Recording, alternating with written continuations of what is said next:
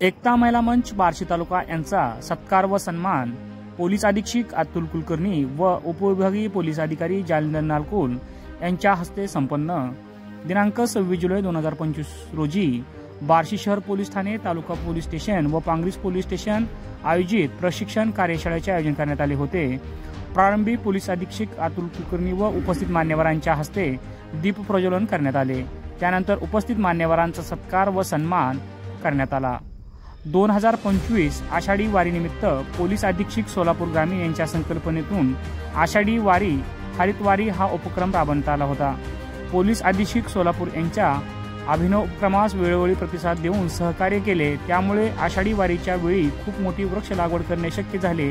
केलेल्या या कार्यामुळे निसर्गाची जोपासना होत असून नैसर्गिक पर्यावरण संतुलन राहते। निसर्गातील प्रत्येक जीविका संतुलन परिवाराची गरज आहे। त्यामुळे बार्शी तालुक्यातील एकता महिला मंच या व्यासपीठाने सेवा व सहकार्य केले, त्याबद्दल पोलीस अधीक्षक यांनी मनपूर्वक प्रशंसा केली।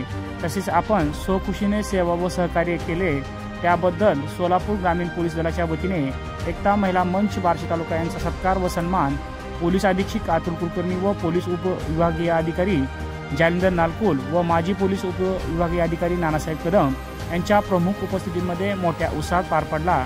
यावेळी प्रमुख उपस्थिती माजी पोलीस उपविभागीय अधिकारी नानासाहेब कदम, बार्शी शहर पोलीस स्टेशनचे पोलीस निरीक्षक बालाजी कुकडे, सहाय्यक पोलीस निरीक्षक दिलीप ढेरे, सहाय्यक पोलीस निरीक्षक हेमंत काटकर यांच्या प्रमुख उपस्थितीमध्ये हा सत्कार व सन्मान सोहळा मोठ्या उत्साहात पार पडला।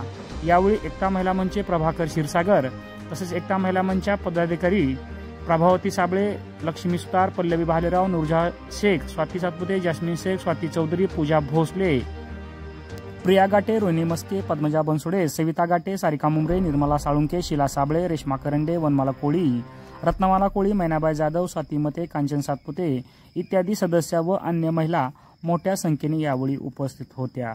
Bureau report PK news Barshi.